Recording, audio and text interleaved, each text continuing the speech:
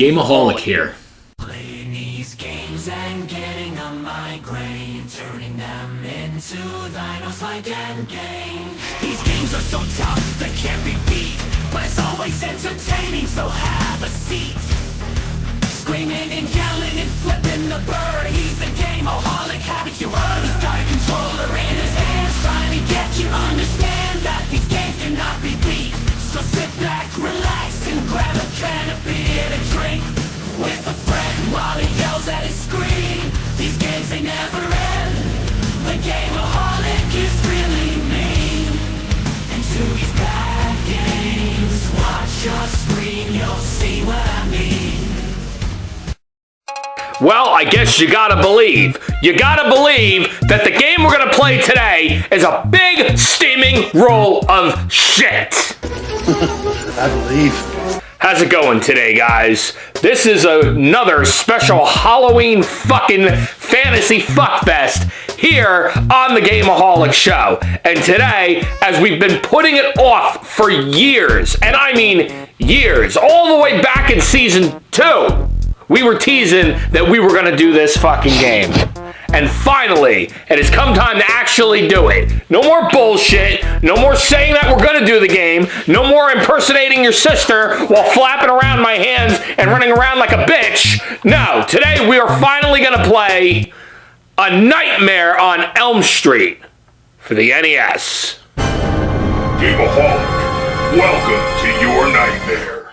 Welcome to prime time, bitch! Ha! The game was released in October of 1990. It was developed by Rare, the same people who brought us Donkey Kong back in the day. But it was published by the almighty rainbow of shit, LJN. Now I know there's plenty of channels, plenty of people, and plenty of publishers out there saying, well, GAME-O-HOLIC, everybody's talked about LJN. Why are you even bringing up that name? Because I fucking can. So shut your fucking mouth, shut up, calm the hell down, and relax, and we'll talk about the game today. Well, stop turning everything around. You're so damn touchy. Now, what can there be said about A Nightmare on Elm Street that hasn't been said in the past? This is obviously a video game based off of the movie of the same title with Robert Englund and Heather Langenkamp. Well, somewhat. Not exactly what you think. Let's pop this in and let's fucking see how terrible this is really gonna be. It's a movie title in the 80s. How good do you really think it is? Welcome to prime time, bitch. Let's pop this fucking game in. Nightmare on Elm Street, more like a good time to beat my meat. That doesn't make sense. Right at the beginning of the title screen, the game is trying to embrace you with its awesome textiles. Look at the friggin' trademark logo in the bottom right hand of the screen. Good job! Trademark this. You can see that with Freddy's hand, the blades basically just coming out of his fingers. This must be based off of Nightmare on Elm Street Part 2. The one that no one gave a shit about. So the game starts off as you basically running up and down this street, on Elm Street, of course. And you have the most dipshitted array of bullshit enemies. With bats and these Frankenstein monsters and these birds, skeletons all throwing shit at you. Most basic enemies you could find in any horror type themed game. Good job! You press A to jump and you press B to punch or throw your weapons.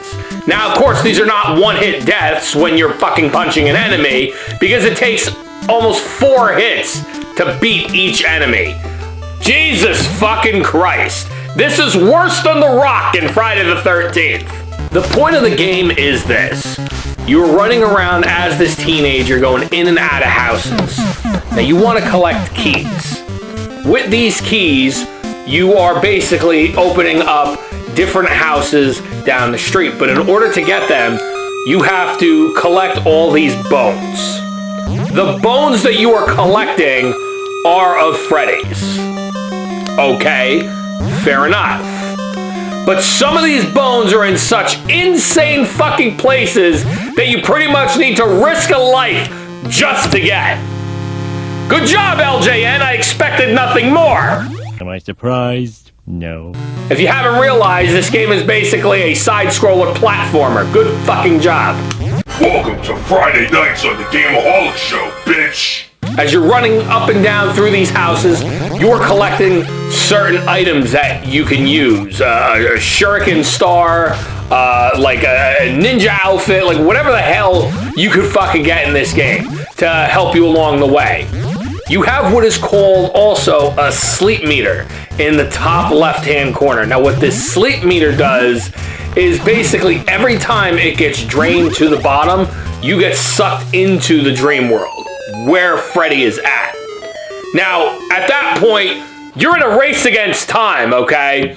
You need to find a fucking boombox to wake you up, okay? If you stay too long in the dream world with Freddy, you forcibly get yourself into this bullshit, like, sub-boss Freddy battle that you never know is coming. It just flashes on the screen like, boom, Freddy's coming. Yeah, I'm sure he's coming, all right. That's what she said. And basically, you have to outlast him, okay? Getting these boom boxes is what takes you back into the real world. And in the real world is where you need to fight Freddy, okay? When you fight the different variations of Freddy throughout the real world, these are how you get the keys. Every time you get one of these keys, remember when I was talking about that 5 minutes ago when you weren't paying attention and you were getting your finger stuck up Jack Skellington's ass? Yeah, exactly. That's the point where you take those keys and now you can go into all the other houses. What a fucking trial. It's like taking a shit. Nightmare on Elm Street is one of those games that maliciously came out around a time where nobody knew what the hell to do. Nobody knew how to make a damn game. By these standards today, we have a whole bunch of horror games. We have a Friday the 13th game. We have a Texas Chainsaw Massacre game. Hell, we're getting a Hellraiser game, plug. But this is what I'm talking about. If you tried to make this game nowadays, how many people would actually do it, you know? How many people would actually put some actual time and faith into this damn game? I got the answer for you. Nobody, because they don't fucking care. Ooh, look at that legendary ass suck. Another thing, have we ever even established who this fucking scumbag is that we're playing? I don't think so. Come on. And some of these houses, like just, they turn into like these big mansions and these caves that you have to crawl through to get these friggin' bones. The game looks a lot easier than it actually is, don't get me wrong. There's a lot of pit deaths in this. If you get hit way too many times, you also lose a life. What kills me about this game is some of these damn Freddy bosses. The fact that you're fighting him just normal as a standing up Freddy. Okay, fine, great, go fuck yourself and stick your claws up your ass. And then you have this one where it's like the glove on like a ball and chain, whatever the hell it is. And it's like, you gotta be shitting me. I'm not shitting on you. This is one of those illustrious fucking games that we'll never get down to fucking complete. And it's because it's a piece of shit. It's like Friday the 13th back in the day. Yeah, I'm talking about that game again. Because it's literally one of those games that it's damn near the difficulty is ranked up to 11 that makes it that fucking difficult to complete. And the thing I failed to mention right now is the absolute final level of this friggin' game. The final level of this game to me feels so semi out of place and it rips off of another game. So basically you're running around like this downstairs, I want to say basement like area, okay? It could be a fucking warehouse at Barney's house for all I fucking care. When you're running around downstairs in this area, it's an endurance. You're fighting a Freddy head with that's a Freddy glove and whatever. Yeah, it doesn't get any fucking easier. Just like your mom on date night, she doesn't get any easier unless she puts out for 14 bucks. That's pretty disgusting. But that's what I'm talking about with this game, is the fact that it is a hard game once you get towards the end. Now the final part of the game, which we're finally going to make it to here for once, shocker, is basically you are fighting Freddy basically just as is. And when you defeat him, you fucking throw his bones into the furnace, and that's the end of the game. And the end of the game has got to have one of the worst fucking final screens I think I've ever seen in a fucking game. But I expected no less. So, the evil is purged, fire purifies all. The bones are ashes. Soon to be dust. Freddy Trademark is dead. And the nightmare is ended. Exactly! Freddy Trademark! There's a fucking trademark on the ending screen! Oh my god, what a fucking glorified piece of shit. And I waited 6 fucking years to play this? It's your own fault. What a heaping spoonful of dog shit. And I mean, this is fucking ridiculous. Why the hell would...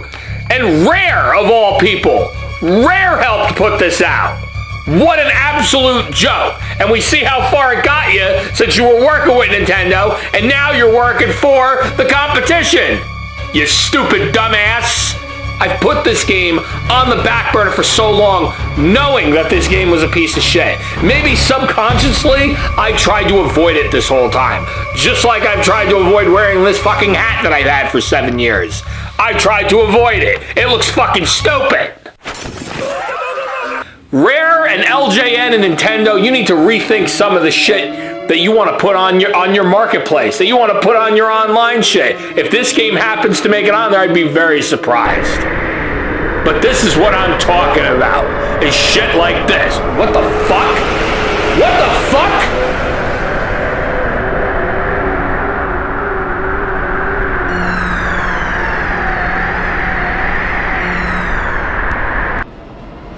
Fucking with this guy has been pretty fun.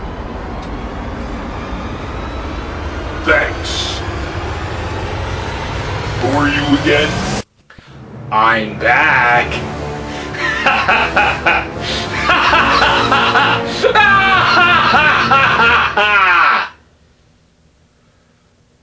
Welcome to Oz, bitch! The land, not the TV show.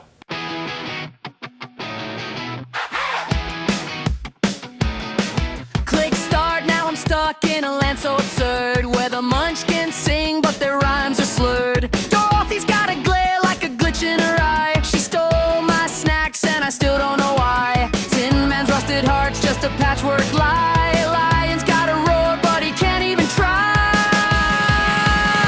I'm stuck in Oz with a controller in hand.